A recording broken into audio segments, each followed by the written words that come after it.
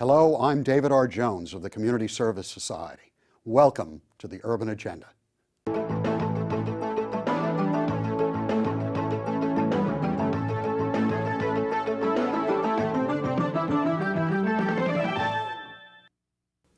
Community health centers are primary health care providers for many poor and working poor families in New York City.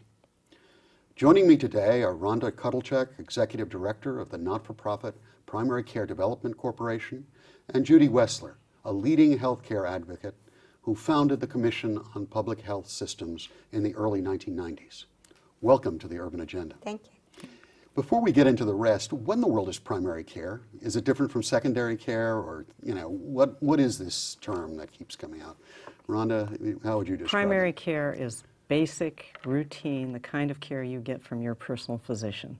The person you see when you're feeling sick, the person who looks after your health. It's a relationship with a personal physician. And many New Yorkers don't get that at this point. It is, I argue, it is the most effective, the least expensive, and the most needed form of care, yes. Now, there have been, in poor communities, obviously, a couple of options if you didn't have a physician. Basically, you ended up at a municipal hospital or a voluntary hospital emergency room. Has that changed? What kind of environment do most poor people, Judy? What do they do? Actually, I don't believe there are enough community health centers. So it's not in the past, it's now that people don't have that many options. Now, a community health center is what? It's not a single physician, it's a group practice. How does it work? Yeah, it's almost an institution. It's a small, not like a big hospital. Small, it can be 100,000 visits, so it's not so small. Right. But a center in the community that focuses primarily on primary care, as Rhonda talked about, but also has some other services. Often they might have dental care. Mm-hmm. It's almost always more than one physician, but in addition to physicians, there are nurse practitioners, there are physician's assistants, there are other staff people that provide comprehensive care. How long have these kinds of institutions been in New York City? Has it been a long time? Have there always been community health centers? Well, the very first demonstration community health centers were formed in the early 60s under the OEO program, and then it evolved under HHS, and I think today there's something like... Health and Human Services. I'm sorry. Help. Health and Human Services. Right. And I think around the country we have something like 900 centers. In the state of New York, I don't remember the total number. I believe there are up to 25 in New York City. In New York City. Right. Yeah. But in Boston, which is a much smaller city, right, at one time at least, there were 40 community health centers. And how do people connect with these centers? Is it just you have to bump into them, or, where do... Say I'm sitting there, There's several ways. Number one, they are located in the communities of need. So, if you go to the grocery store, if you shop, you're likely to walk by one. Your neighbors go there, so if you talk to your neighbors in the playground and you say, where do you get care, they're likely to say, I get it at the community health center. Right. And many people from the community work in them, so it's very likely you may have a relative or a friend who actually works there. So now, does it only serve the poor? I mean, how does someone come into one of these things? Do they have to have a cash, or how do they generally get care? A community health center is committed to serving all the residents in its community, regardless of what their insurance status is. Most poor people will be either on Medicaid or they'll be uninsured, but there are people on Medicare, there are people with commercial health insurance, and most of those people feel like this is their healthcare institution, and they go. The nice thing about a community health center is they see patients regardless of their insurance status. So if you're uninsured, you know that you can go there and you'll be seen. Or if you fall off of Medicaid, you know you can go and continue to see your physician there. Now Medicaid generally has an income cap. In other words, you can only earn to a certain amount of money. I think the last I heard, $13,000. You have to earn below $13,000. Depends on the family size. Yeah. For a single individual, right, Medicaid is not even $5,000. You can't income earn more level. than 5,000. Right. That we do have another program in New York State called Family Health Plus, Right. and that's up to 8,800 or something for a single individual. As the family size gets larger, if there's 2 people, or particularly if there are children involved, the income eligibility level goes up. Now, what happens to immigrants in this whole thing? I mean, the city has a lot of legal and undocumented immigrants. How do they fit? Can they come to a community health center and get service? I'll just say it one more time. The center is Not gonna committed ask. to seeing all the residents in that community, regardless of their insurance status, regardless of their citizenship status. But in terms of insurance, Yes. if for children, even if they're here without papers, if they're undocumented, Right. they're eligible for a special program called Child Health Plus. For pregnant women, and these are because of lawsuits, Right. not because of the goodness of the Of government's anyone's heart, heart. yes. Yes.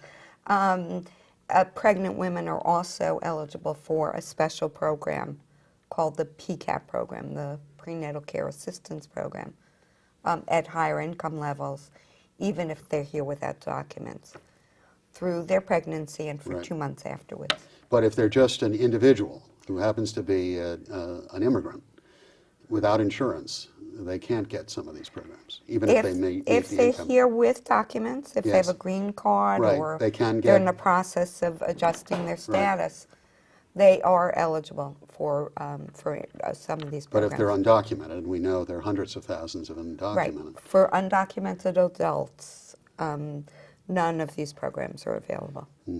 But they can get service because of the open door. They can get service at a community health center or Right. public hospital, and a very, very, very few voluntary, not-for-profit hospitals. And what Yes. about confidentiality in that? I mean, if I'm undocumented, I'm scared. Very scared, and there are people that actually get referred and talked to about applying for programs for public insurance. And we sometimes get scared that people get scared away, by doing that. There are immigrants who will, preferably, even though they don't often have lots of money, pay out of pocket. Right. Or go to physicians in their community where they can try to pay out and pay for care. I think it's useful Yes. to understand that people in poor communities get primary care from 3 different kinds of providers. We've talked about community health centers. Right.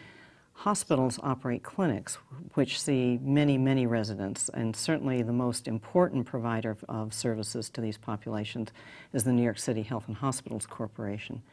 Some communities have private physicians. They tend to be the immigrant communities, and that see significant numbers of patients as well. So a lot depends on the community who serves that community. Well, Community Service Society runs, obviously, or helps run a large ombuds program, and some of the communities who are trying to deal with the complexities of HMOs, and some of the communities, particularly language-specific communities, have had a horrific time getting physicians in the health management organizations who can speak languages, who have cultural competence. It's, the stories we get, obviously, as that goes forward is incredible. And that's true in spite of the fact that there's actually federal rules and a state regulation that requires interpreter services. However, we know that institutions are not following those rules.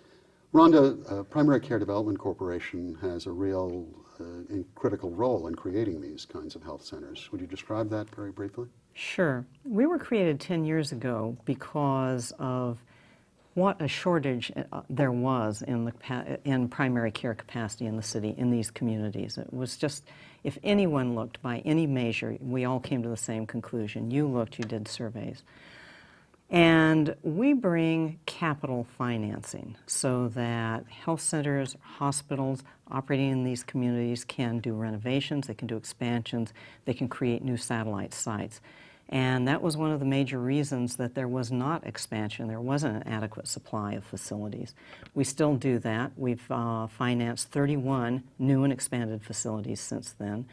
Between them, they have the capacity of about 300 to treat about 300,000 New Yorkers. They're located in all 5 boroughs. And I feel very good because I think that's about as permanent as you get in assuring that people are going to get care. So shortly after that, we also discovered a whole set of ways that we can help those centers operate better in serving their communities and how they can actually maximize the access to their communities. So we've developed several different tools for making that kind of care available to poor communities. Now, I think we all recognize that some of the gains we've made over the last decade are clearly at risk because of the funding environment. You know, what sense do you have? Are community health centers or even the basic primary care gains we've made threatened by the budget crisis in the state and city? So, Judy, you want to start? Yes. That was simple. Unfortunately, yes. Rhonda and I were just talking about that and Right. getting a little depressed. I think there are 2 factors. One is that the number of people without health insurance is going up. We saw the national studies, and we know it's been consistently high in New York City. Second, there's been cuts in the city budget. Actually, there's been attempted cuts. There's been really good, strong advocacy efforts to return, some of those monies, such as keeping child health clinics, which have been around for almost 100 years open. But at the state and federal level, now the major program that helps fund a lot of these community facilities, Medicaid, is very much at risk. Right. At the state level, there's a task force, the State Senate task force, that's looking at changes in Medicaid. At the federal level, there's been a proposal to make Medicaid a block grant, which means that one could lose your eligibility for Medicaid. The total number of dollars could be greatly cut back. So we are in a very troubling time, yes. We'll be right back to continue the urban agenda. There is really only one boy, one girl, one tree, one forest, one ocean, one mountain, one sky, and one simple way to care for it all. Please visit earthshare.org and learn how the world's leading environmental groups are working together under one name, EarthShare. One environment, one simple way to care for it.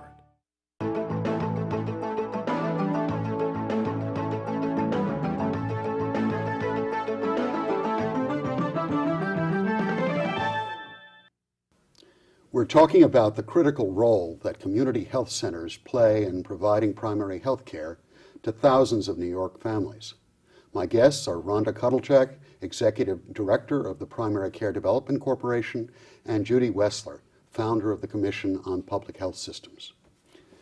Well, we've been talking, it's a little grim for people watching this. There are some positive things there about the community health center movement.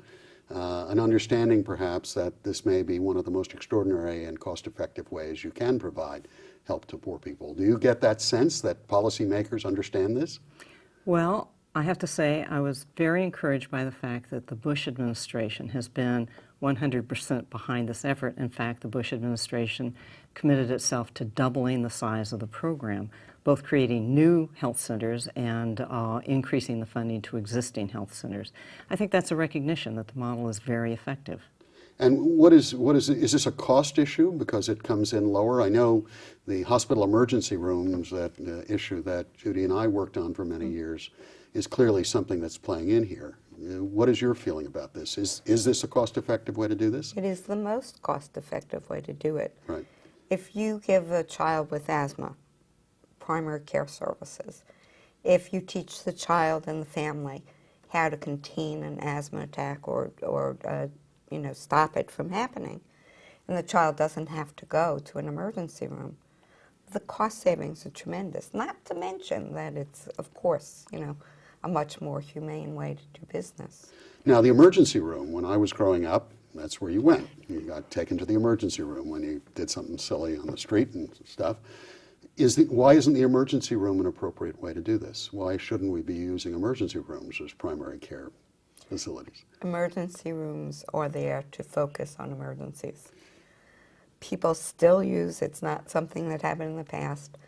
People are told, if you don't feel well, go to an emergency room, because a lot of people don't know where else they can go. Right. In an emergency room, the focus is on an emergency. So if you don't have something seriously wrong with you, first of all, you wait for hours and hours and hours, which is not pleasant. And secondly, they don't give ongoing care. They look at you, they decide if you have an emergency. They might do a little something to help, but that's it. This raises a broader question. I think most of our viewers are hearing about all these people without health insurance. How does this whole thing fit together? I mean, everyone recognizes that the healthcare problem is largely just escalation of cost with no real funding stream to pay for it. In New York City, for instance, Rhonda, what do you see? Are we seeing an explosion of the uninsured, or are there offsets that are coming out, or how is this playing itself out?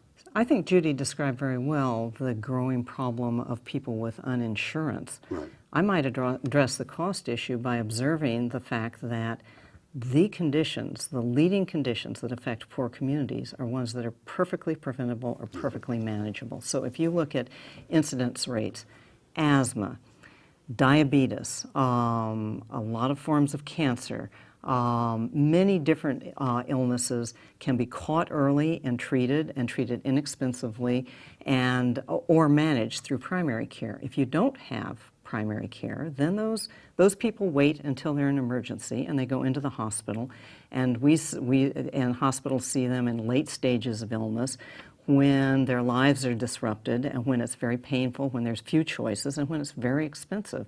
So I consider this, just simply one of the best investments you can make in a sensible health system, if that's what, Well, you raise another issue is, I come to my community health center, but something goes wrong, it gets more serious. What is the handover? In other words, a community center, health center does not have a hospital with it. How are they affiliated? How do I have my doctors who are treating me and they say, look, Mr. Jones, I'm sorry, you're going to have to be hospitalized. How does that happen? Community health centers are affiliated, must be affiliated with a hospital. Their physicians know the backup physicians to whom they're referring. In many cases, they have admitting privileges. And part of the responsibility of a primary care center or physician is to make sure that that's as seamless as possible for the patients. But what happens if you're broke? Is exactly what I was going to say. If you don't have insurance. What do you do? Well, the hospitals go after people. There are collection agencies. They'll admit people if they have an emergency because they kind of have to. But if it's not, if it's an elective, if they don't have to go in this minute, then sometimes people are told they have to come up with the money up front. See, this is becoming, we just finished a survey that's going to be released in a couple of weeks. But one of the findings that really sort of rocked us back on the heels, we did a look at about 1,000 low-income New Yorkers and did a survey that basically did a long, exhaustive list of questions. And for low income, we were finding rates of about 48% of people fully employed who had no health insurance at all, nothing. Absolutely. And that was individual coverage, and on top of that, no family coverage, almost 60%. So we're starting to see, particularly after welfare reform, where people going back to work, we're all applauding the numbers of people who seem to be totally without any kind of, I have some arthritis medication, which we won't advertise on air, but for 60 pills, it's $210. I don't see how people can do this without insurance. I just don't know. And one of the things the survey came back with, people are foregoing their meds. Absolutely.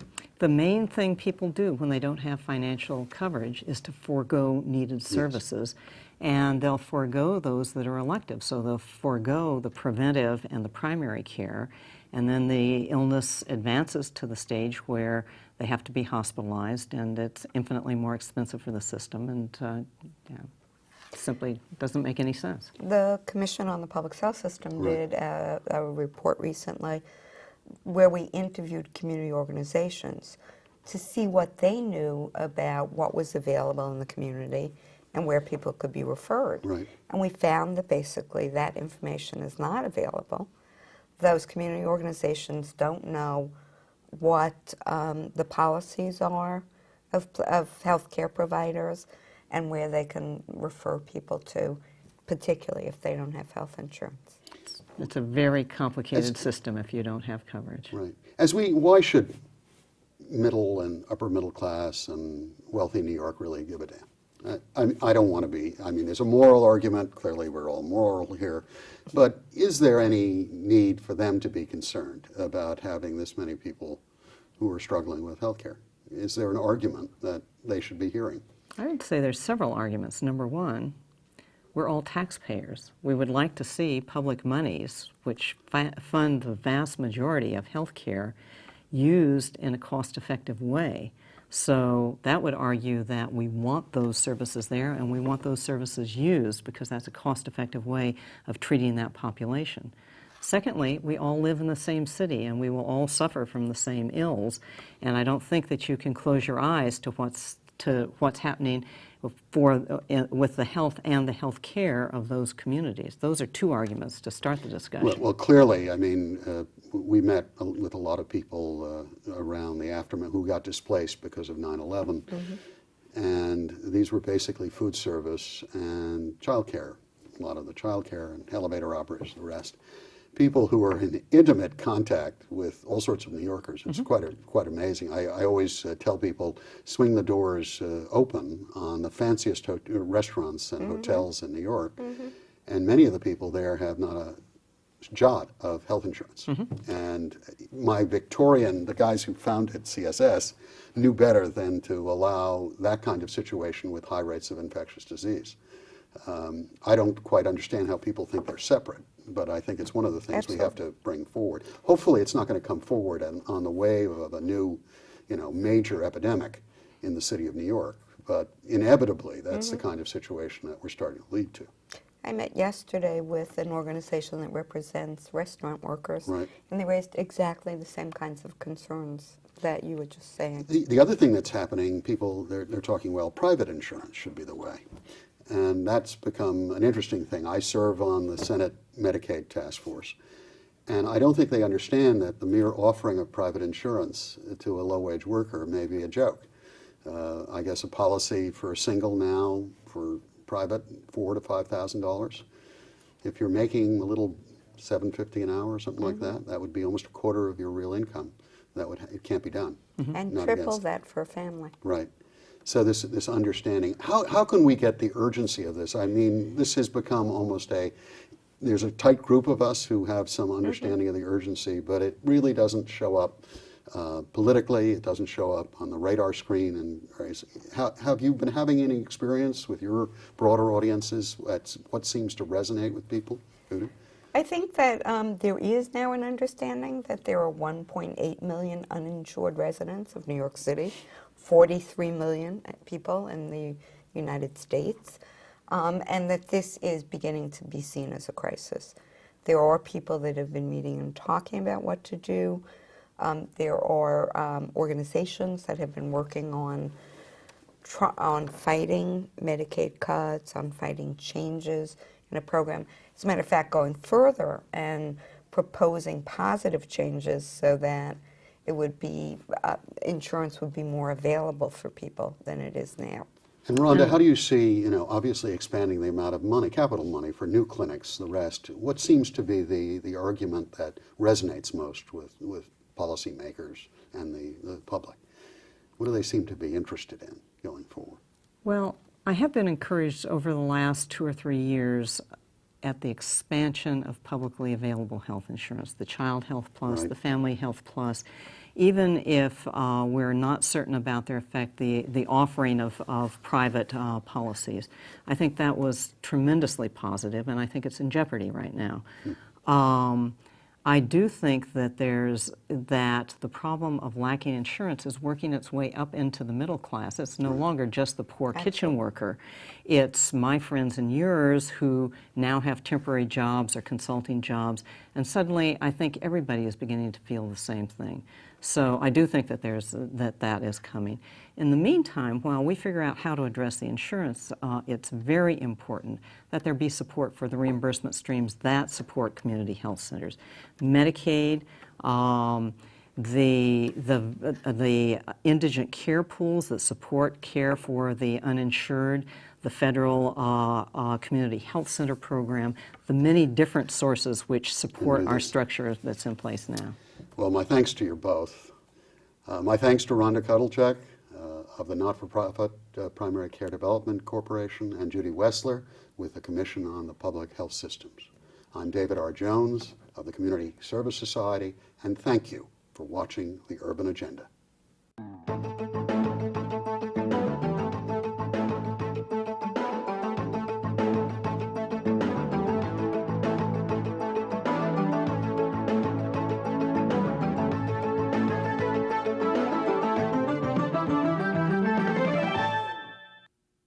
To learn more about the work of the Community Service Society of New York or to comment on the Urban Agenda, please contact us at 212-614-5425 and on the web at www.cssny.org.